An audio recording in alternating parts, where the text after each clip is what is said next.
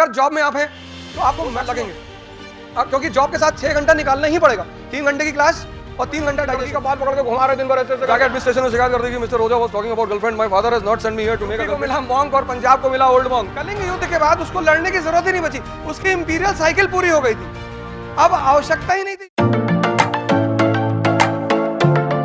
अगर जॉब लग गई तो कैसे प्रिपेयर करें? देखिए, ये प्रिपरेशन एक ऐसी प्रिपरेशन है जिसे मैक्सिमम 10 घंटा पर डे चाहिए, मिनिमम 6। अब 6 घंटा में क्यों कह रहा हूं? जो 3 घंटे आप क्लास में पढ़ोगे उसे आपको कंसोलिडेट करना होता है, हजम। There are 2 bellies in human body, एक ये और एक ये, और ये बड़ा ऑटो सिस्टम पे काम करती है। इसे जो चीजें पसंद होती हैं वो खुद ब खुद ऑटो सेव कर लेती है, और जो पसंद नहीं है उसे सेव करने में बहुत दिक्कत होती है।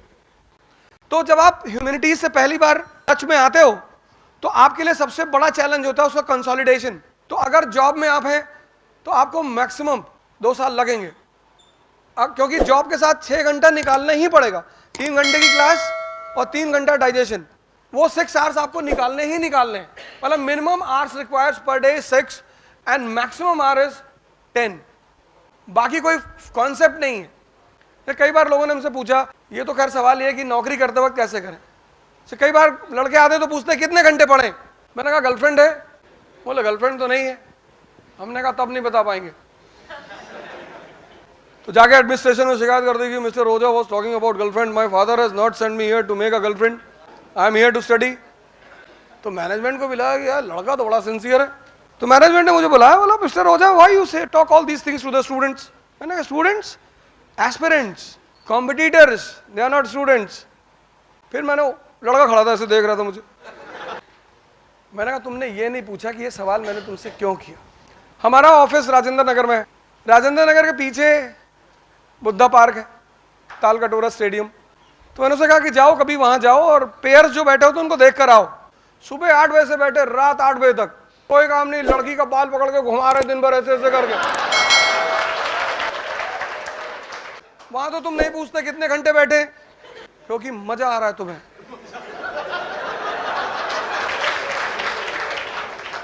थ्योरी ऑफ रिलेटिविटी, जहां भी तुम्हें मजा आता है ना तुम वहां टाइम नहीं पूछते, और जहां नहीं आएगा वहां तुम टाइम पूछोगे। और जब टाइम पूछोगे तो तैयारी छोड़ दो, क्योंकि इस प्रिपरेशन की कोई लिमिट नहीं है, तुम अनलिमिटेड पढ़ सकते हो। लेकिन नौकरी करने वालों के साथ ये है ना कि ठीक है, आप अगर 6 घंटे भी निकाल सकते हैं मिनिमम, उससे कम में काम नहीं चलेगा, क्योंकि न्यूज़पेपर होता है और क्लास होती है, उसको दोनों को कंसोलिडेट करना होता है। तो if you can afford 6 hours per day तो you can do preparation along with the job. Ji,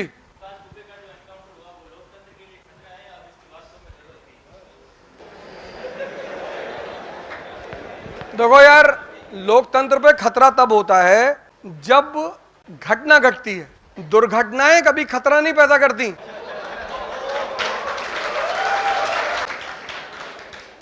it's an accident.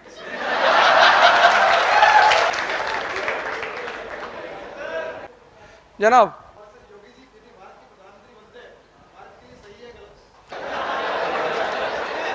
देखो भैया, यूपी को मिला मॉन्क और पंजाब को मिला ओल्ड मॉन्क। और तुम्हारे सवाल का जवाब यही है कि according to Socrates, philosopher kings are the best for the nation. तो आपकी तमन्ना पूरी हो और योगी जी प्रधानमंत्री बने, फिर उनके कार्यकाल के बाद हम डिसाइड करेंगे कि सही था कि गलत था। पर अभी तो वो मॉन्क है, तो मॉन्क, उन्हें कौन सा अपने बच्चे के लिए पैसा इकट्ठा करना है या उसे रेलवे में ठेका दिलाना है, ऐसा भाजपा कहती है।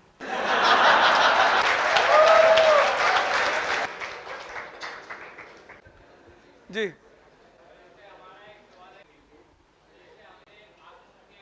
आंख मूंद के? अरे आंख मूंद के कैसे मानोगे?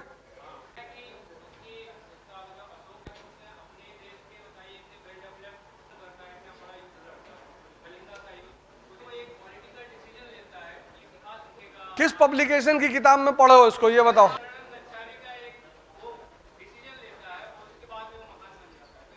नहीं, देखो, राजा जो है, राजा और संत दो अलग अलग अप्रोच है।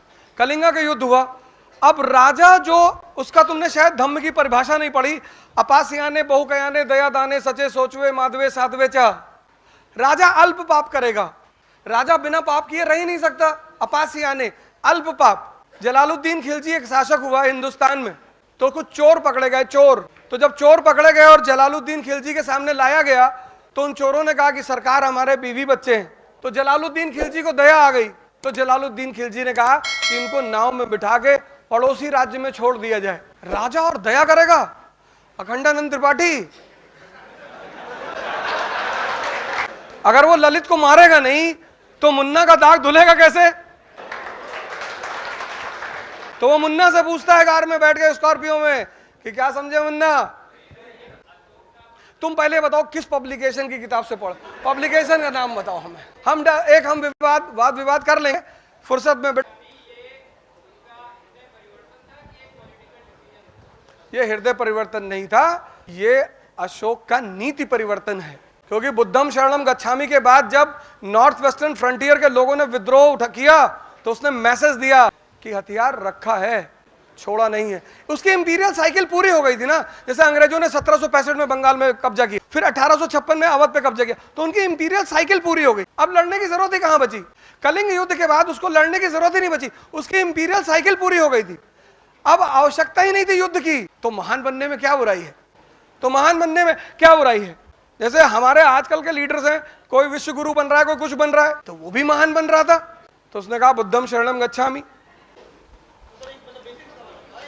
1 billion 50 crore population. Private sector के हॉस्पिटलों में डॉक्टर नहीं सुनते। पब्लिक सेक्टर तो छोड़ दो, प्राइवेट सेक्टर। पहले क्या होता था कि लोग सोचते थे कि प्राइवेट हॉस्पिटल में तो बेड मिलेगा, आज तो private 1 billion 50 crore. Now only those people will survive in this country those who will be in power. तो मिडिल क्लास के लिए दरवाजा यही तो है। अन्नामलाई, तमिलनाडु में अन्नामलाई, ही qualified IPS, he worked as a IPS for 10 years in Karnataka and now he is a politician of Tamil Nadu at the age of 38. IS is the best door for Madras to change their social status without any mess. तुम्हारी social identity पैदा हो जाती है ना। आधी से ज्यादा तो कोचिंग वाले पैदा कर, हमने पढ़ाया, हम भैया हमने, आपको कुछ करना ही नहीं होता। एक बार आपकी रैंक आ गई अंडर 10, कोचिंग वाले आ गए। दिल्ली में तो यही करते हैं सारे लोग।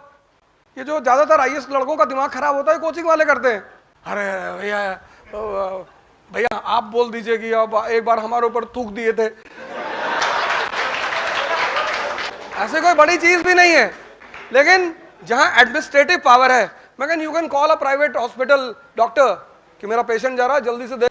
उसने कहा साहब टाइम नहीं है। 4 दिन बाद उसका लड़का पकड़ा गया कि 4 पैकेट गांजा लेके जा रहा था। और तुम्हारे रिश्तेदार के बेटे का, तुम्हारा तो कोई दिक्कत ही खत्म। तुम्हारी पर्सनल लाइफ, रोटी कपड़ा मकान से तो तुम बहुत ऊपर चले गए। तुम्हारे लिए तो तुमने किसी ब्यूटी पार्लर वाले को फोन कर दिया कि पांडे साहब मैडम जा रही, 6 घंटे बिठा के रखना, एक इमरजेंसी मीटिंग। जी सर जी। तुम्हें कुछ करना ही नहीं। तुम जिस शहर में जाओगे उस स्कूल का प्रिंसिपल खुद ही आएगा तुम्हारे पास कि साहब कितने बच्चे हैं? है तो 5, तू 2 का कर ले। जी साहब आपका, मेरा भी कर ले। तो ये जो कॉमन लाइफ की नेसेसिटीज है ना, इनसे तुम बहुत ऊपर चले। तुम्हें लाइन में नहीं लग रहा मेट्रो के कि भैया टोकन लेना है, वो तुम्हारा PSO होगा। मेट्रो में तुम्हें जाना ही नहीं, तुम्हारी स्कॉटिंग होगी। तुम्हारी शादी में किसी को तुम्हें फोन नहीं करना है, कैटरर को, फूल वाले को, किसी का बाग उखाड़ लेंगे। DM साहब की शादी को फूल नहीं दे रहा। तो ये चीज है इंडिया में। अब अगर तुम यहां से यूरोप चले जाते हो तो कोई दिक्कत नहीं, स्वीडन में सेटल हो जाते हो, जर्मनी में सेटल हो जाते हो, ऑस्ट्रिया में सेटल हो जाते हो। तो जर्मनी तो यार वहां पे अगर तुम्हारे घर में AC नहीं है तो तुम्हें जेल में डाल देंगे, क्योंकि सारी जेलें सेंट्रलाइज्ड AC हैं। तो lots of thanks to all the people who organized it, and thanks to all of you for being a good listener. Thank you.